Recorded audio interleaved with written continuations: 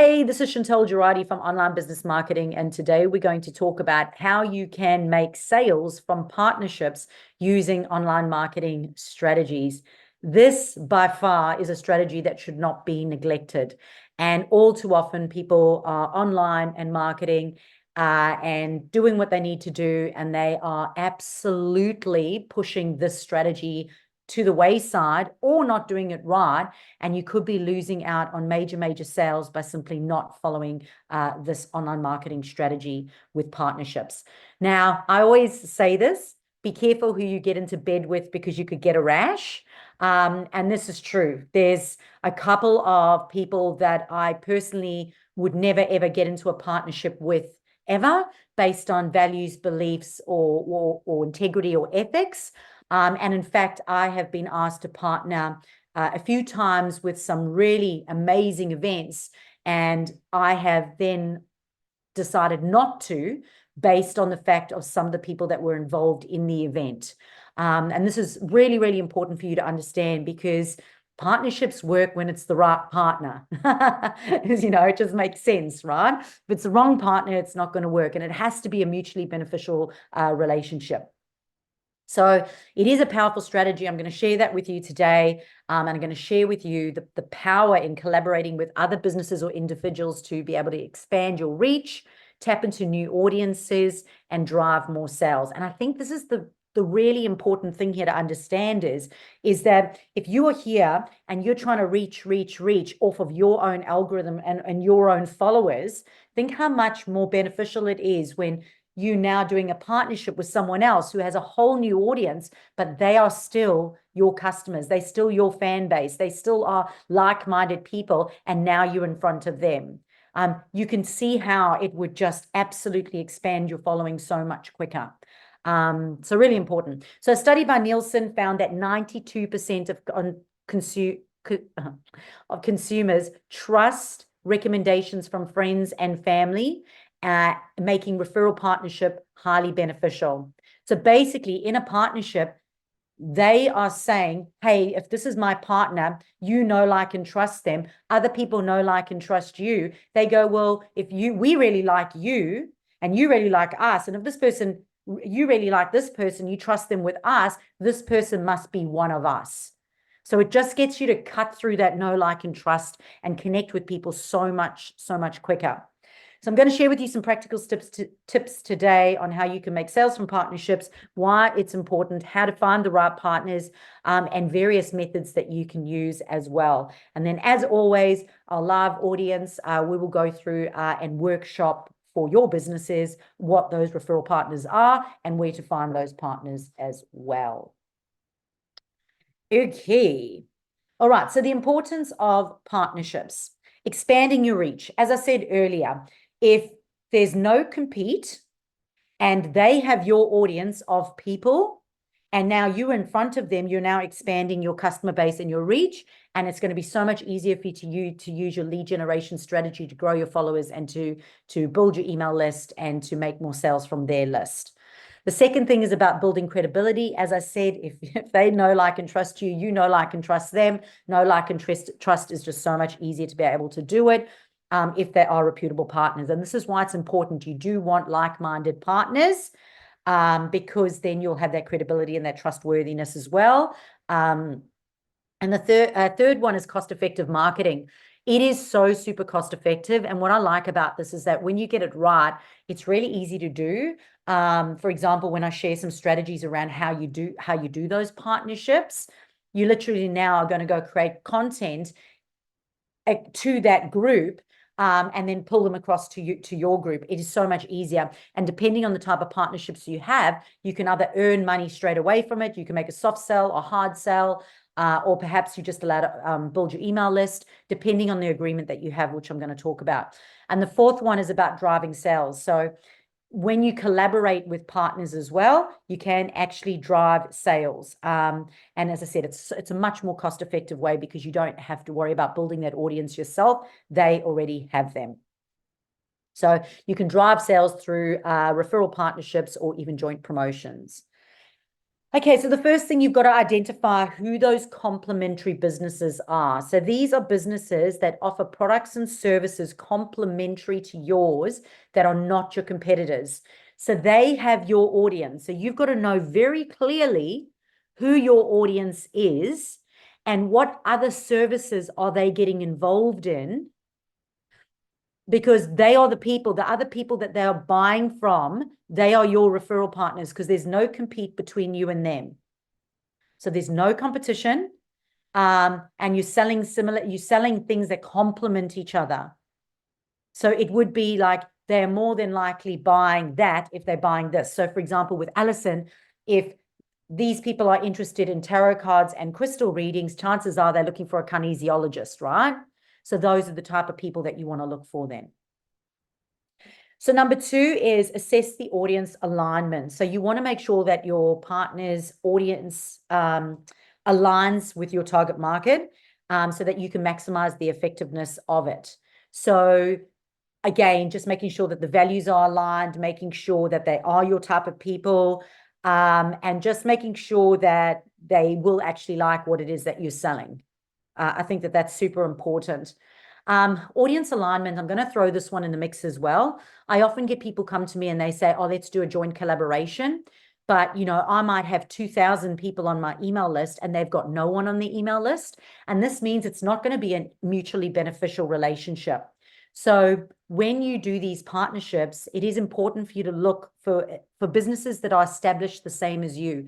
So if you're both starting out, then rather start out with another business that's starting out. I mean, it'd be great if you could find someone that has a bigger audience. And if you develop that relationship with them, it's not that impossible. However, for me personally, I get all these people approaching me all the time and they're starting out and I'm going, why would I give you access to my list? Unless there was something here in it for me, or unless it was absolutely a phenomenal product or service that my community would like. Because it's not going to be a win-win if I'm doing all the social media marketing, I'm doing all the email marketing, and they do nothing because they've got no one on their lists or their followings.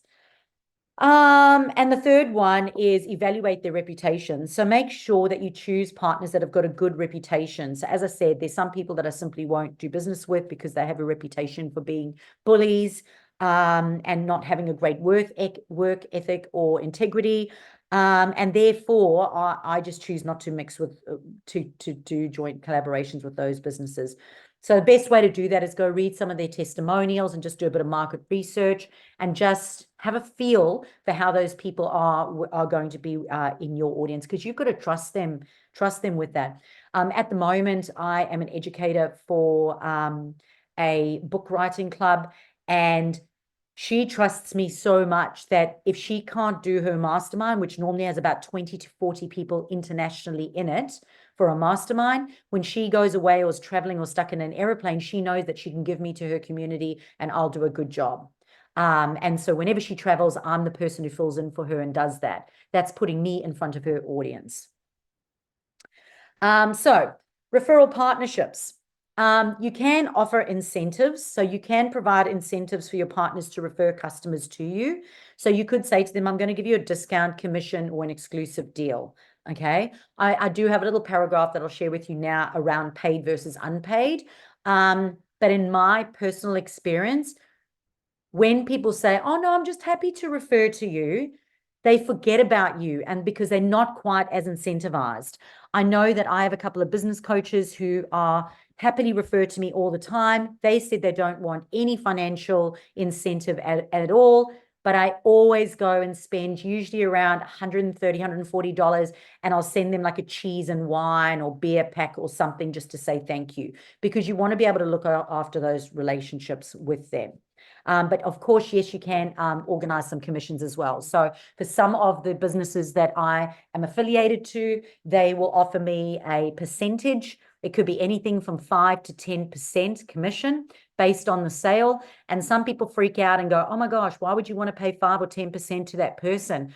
And I'm going, I'm more than happy to do it, because literally as soon as I just say, here, they are ready to buy because the other person's done all the work by saying, I trust this person, you need to work with her. It's an easy sale. I don't have to go backwards and forwards and follow up. And so for me, it's a case of I'm happy to pay that money because they're sending me good people, and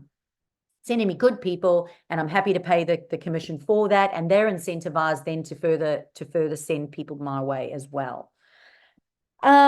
And I don't feel icky about it. I used to feel icky in the beginning about it. I'll be honest with you. I did feel icky about sort of money changing hands. And I find now that my most effective ones are actually financially incentivized.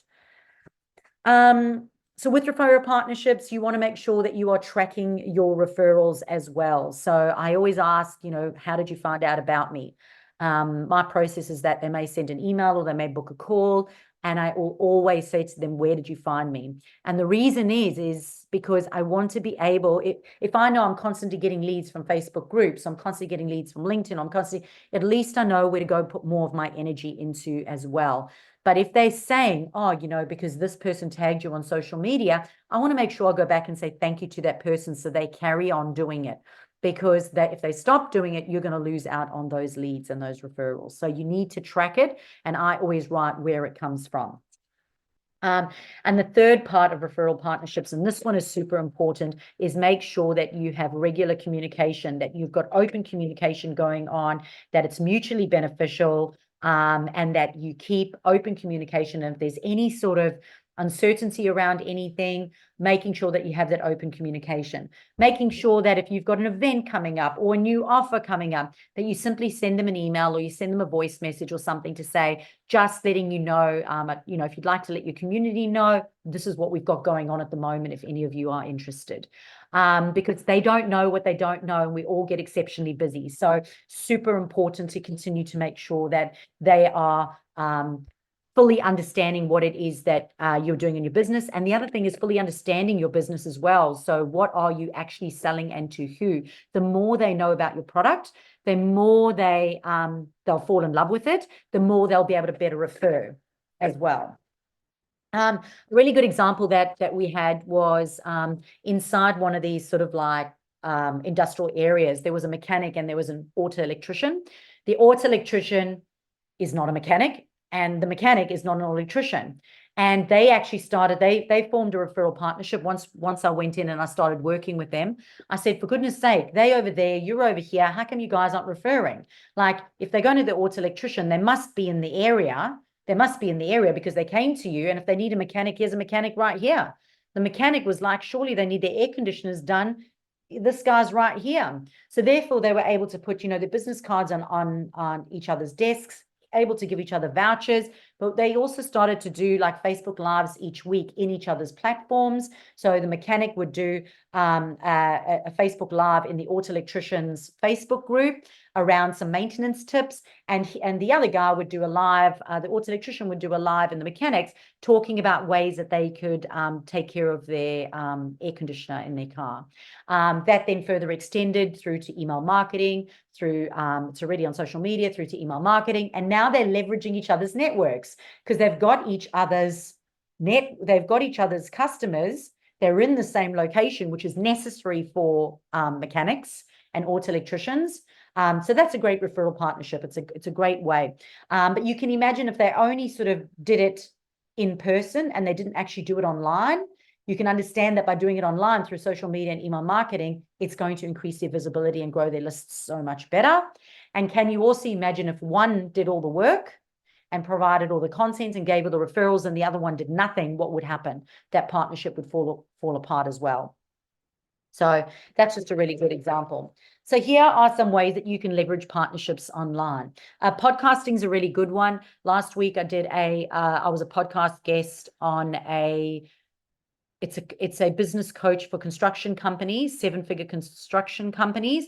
And I did a podcast on how to leverage email marketing in that. So I'm providing content to his community around email marketing. And at the end of the podcast, I'm allowed to then offer them my lead magnet. So yes, you can connect with me here and you can download my resource over here. So now I'm in front of his audience. Okay. When I take that podcast now and I go share that podcast out on social media, I'm tagging him, I'm tagging his business. Everyone is now saying, oh, Chantal's now just provided education to this business coach for construction companies that are doing 7 figures. So there's credibility there. Guest blogging, this is another great one. When you ask your referral partners to guest blog, you can provide a blog onto their website. They can provide a blog onto your website. Both of them are backlinked to each other, which means the next time someone is searching for something online, you're now going to come up. So, for example, if you go and Google Chantal Gerardy, you will see my name on multiple people's websites because of the podcast guesting I've done, because of the guest blogging that I've done. And I do a lot of guest blogging for business coaches because they'll ask me, Chantal, we do a bit of marketing, but we don't do it as intensely as you do with the lead generation strategies. So me providing that content, really good. The only thing I'd recommend, or 2 things I recommend when it comes to guest blogging, make sure that when you write the blog that it is an absolutely new blog. So it's not one that you've copied off your site.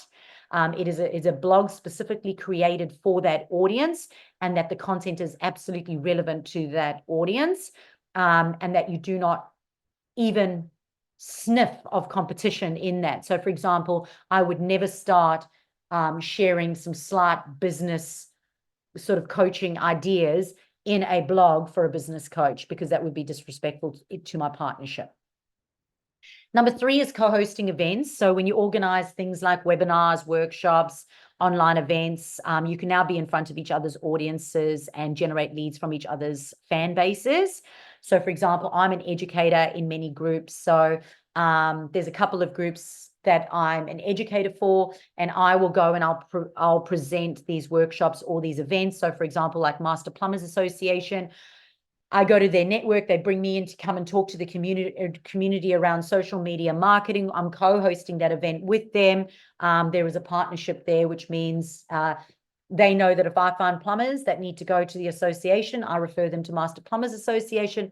Those plumbers that are there, they go, oh, Master Plumbers have brought you in as an expert in this field. Let's explore working with you. The next one's on email marketing. And again, this is around just sharing content. So even if you just did that blog, you would send that blog out. So if I did a blog for Master Plumbers Association, I'd put it inside my newsletter and send it out, and I'd be pushing those people to go check it out on their website. If Master Plumbers Association sent out content and saying Chantal Gerardy, they would put my details inside their email list. So this works exceptionally well for a lead magnet swap. So if you've got a lead magnet and they've got a lead magnet, you could say to them, look, let's just go and put out our lead magnets in each other's things. So, for example, I might go to a business coach and say, I've created this resource called Hot Leads on Repeat Whilst You Sleep, and it teaches you how to map out a whole lead generation funnel. And the business coach might go, oh, I've come up with a SWOT analysis that business owners should do, when they're putting together their business plan. And then I might put it to my audience, they put it to their audience. We're now growing each other's lists because it's an opt-in. Then we've got social media marketing. So I've already shared a few ideas around how you can do that, but sharing each other's content on each other's pages, simply tagging each other's in posts, collaborating, sharing each other's quotes even. It can help you to foster community engagement. You could take over their channel. So you take over their channel, they take over your channel, you do a bit of a channel swap, or else alternatively, you could just do a live. They could do a live on yours, you could do a live on theirs, or you could do a guest live together and share the link to their channel. Another great method is creating video testimonials. So, for example, for Steph, I'll go in, I'll do a video testimonial talking about how nice the product is. If I was still involved in the health, wellness, and fitness industry, then I would be posting that on my health, wellness, and fitness page when I was doing that as well. And that's why you want to make sure that it's able to be reciprocated.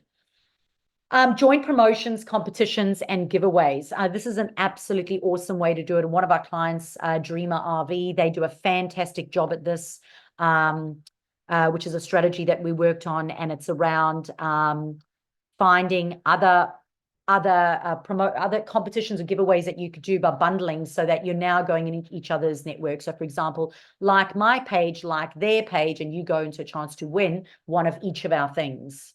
Okay. So that works really well. Another thing that did, when I got my kitchen renovated, I went with Verto Kitchens. When I signed up with Verto Kitchens, they gave me this little box, and inside this little box were all these vouchers for all these other tiling places. And even though we're all competitors, there was like 10% off and 15% off, and they were doing it for them because I had to purchase the tiles. It wasn't part of my kitchen, which means their referral partners then are tilers. So inside here, they had all the fixtures and all the bathroom accessories and the tiles, because that wasn't included in the renovation. So I had a box full of vouchers and coupons. So when I went to go purchase my things, I could do it. I could just go, and I actually did. I used the tiling voucher in order to buy my tiles. The same as Verto Kitchens, I'm sure, says to them that in your showroom, if somebody's looking for a renovator, you give them our brochure on Verto Kitchens. And that's the swap, right? So you just got to make sure it works both ways. Product development, so joint product development and bundling, okay? So you can collaborate with partners to develop new products or services. And this has actually become a new thing now, where you will see, for example, Jeep and a stroller company for a baby strollers. They did a joint collaboration around Jeep and the baby strollers, because I think they had Jeep tires on them and something. So they did a bundle where you could actually do it together.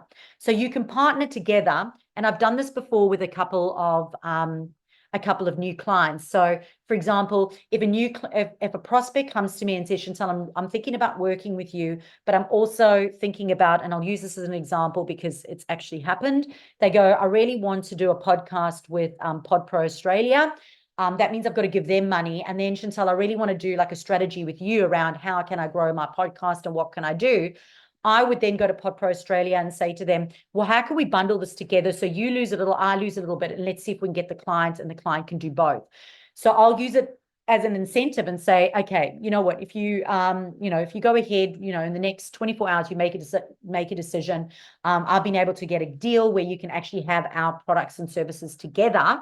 And we're going to give you an extra discount for that. So we'll work out how that works. But that's a partnership, right? That's a partnership, and going, it's a win-win. This person needs two services. Let's see how we can combine them and work together. And the last one is community-driven initiatives. And this is about leveraging partnerships to build and engage communities around shared interests, causes, or passions, fostering deeper connections or loyalty amongst your audience. So an example of this is when I went to the women's business retreat. There's a whole lot of business owners there, all women in business, a whole lot of other collaborators. We're all interested in how to grow businesses and support each other in the community. This is a great initiative. Everyone is tagging everyone. We're all tagging the networking group, the retreat space, and all the other people that are inside that group. And it just shows common value, common interests, and helps us now leverage our following online as well. So it can amplify your impact and create meaningful experiences for your customers as well. So I wanted to share with you a little bit about paid and unpaid, because as I said, when I first started out, I really felt icky about the whole paid thing. But then when I really found that the unpaid stuff wasn't working as well, not intentionally, but as I said, I feel like they would just forget that you're around, and they would just forget to refer to you because there wasn't any incentive there. And perhaps this is where that ongoing communication is really important. But I found that there was a little bit more skin in the game when it was a paid partnership. So whatever it is for you, whatever feels right for you, that's absolutely fine. But I do recommend that you have an agreement in place, okay, which is what I have for all of mine. So for me, I noticed that they differ when it mattered financially, the level of commitment went up. Okay. So in a paid partnership, one or both of the partners would exchange monetary compensation for the collaboration. Okay. So that might be, it might be a fee, it might be a commission, it could be revenue sharing. I can tell you right now that you have to make sure that you have a way to track it. Okay. There is absolutely nothing worse that when someone comes to you and goes, oh, no, that client started to work with you. And I know that client, she works with me. She started to work with you. How can we track that that person was actually referred to by that person, or whether or not it was just shared in the community? This is a real thing. So you've got to have a really good relationship with the partner, a very mature, respectful relationship, and making sure, as I said, there is agreement outlining the specific deliverables, the expectations, and the payment terms of how that's going to work. So with unpaid partnerships, you've therefore got to make sure that it's mutually beneficial. So again, you can understand if one is referring clients to you the whole time, but you're not reciprocating, or if you're unable to reciprocate, that is going to dry up. And that is why, even if it wasn't unpaid, I would always go and send something. I've sent wine, I've sent cheese and wine, I've sent beer before.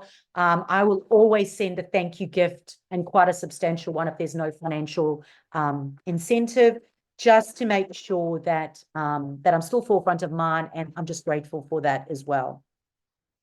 So when no money exchanges hands, both partners are still relying on time and resources to achieve a shared goal. So you've got to make sure that when there is no money there, that you're both doing the same thing. This morning, I read a post from a lady who runs a very successful podcast, and she brings guests onto a podcast, and they have an agreement to say, I'm going to share it out to my network, but when the podcast goes to you, please make sure you share it out to their network. And she said none of them are sharing it to their network. So she's helping them grow their network, but none of them are doing it. And I said, look, that's really easy. There needs to be an agreement in place. The agreement needs to happen before the interview, but then there needs to be a reminder of the agreement, when the podcast comes out, and then another month later, another reminder of the agreement to say, here's the podcast link, share that again, and making sure you make it super easy for them. So all your handles and your tags and your hashtags and your URLs and everything are there, so that it's simply so easy for them to go out and post, because not everyone's savvy on social media. They don't all work with me. So that's what I said to her. I said, some people genuinely don't know how to go and post the podcast and share it or tag it. Like, they've got no idea. So they're just doing it out of ignorance, not out of spite. So you just got to really make it real easy for them. So unpaid partnerships are often based on mutual interests, goodwill, or strategic alignment, and they're built on trust, shared values, and long-term mutual benefits rather than immediate financial gains. So for me, to sum that up, it's about determining the parameters of the arrangement, like what's the overall outcome, the parameters of how you're going to work, and then making sure that you've got the best partnerships so that it's a possible win-win for everyone.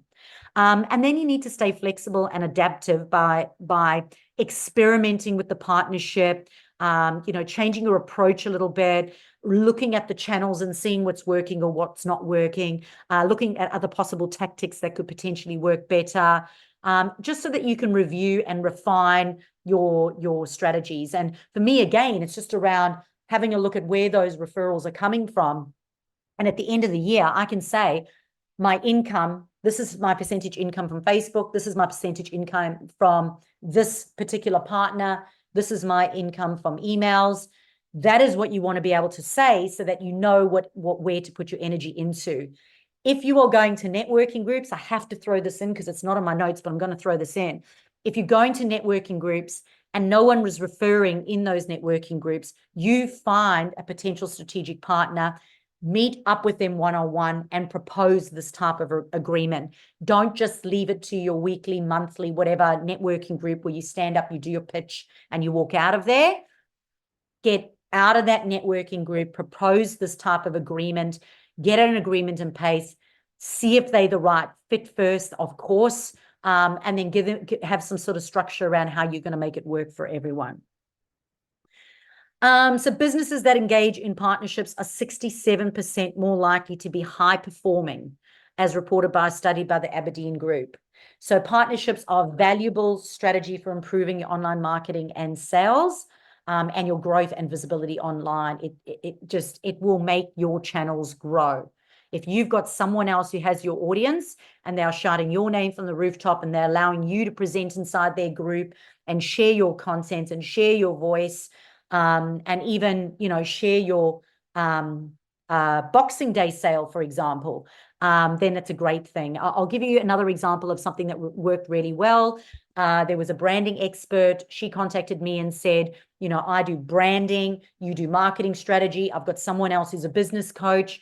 If we all come together, we all put together an offer for Boxing Day, and then everybody agrees that we're going to send that out for Boxing Day, then everyone is going to go out to everyone's network. So my offer is now going to go to her community. Her offer is now going to go to my community, because potentially you've drained your community. So you want to be in front of new people. So you have to have sort of a bigger mindset around it. You can implement, you know, referral programs and affiliate marketing programs. Affiliate marketing programs are around, you know, if somebody else sells, you've got a back-end system, you can actually track that affiliate link. And you can go have a look in the free resources under blog. There is a training there on affiliate marketing. The thing is, again, it's really difficult to track. You want to make sure that you've got cookies in place for like 3 months, 6 months, or whatever, so that if somebody clicks your referral link, looks at the product, doesn't buy it, and then 3 months later goes directly to the website, you'll still get that initial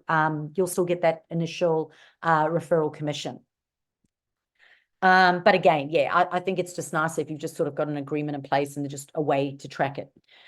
So do not overlook the power of partnerships in your marketing strategy. It's actually fundamental. It's probably one of the most important things, you know, for lead generation, but partnerships and lead generation is absolutely fundamental. So if you do not have any partnerships in place, have a look at who has your audience that you're not in competition with. And that's what we're going to be doing now with our live audience. We're going to go through and we're going to map that out for them. But you do need to be a client, or you do need to be part of a program. The link will be in the comments below. I will see you all next time.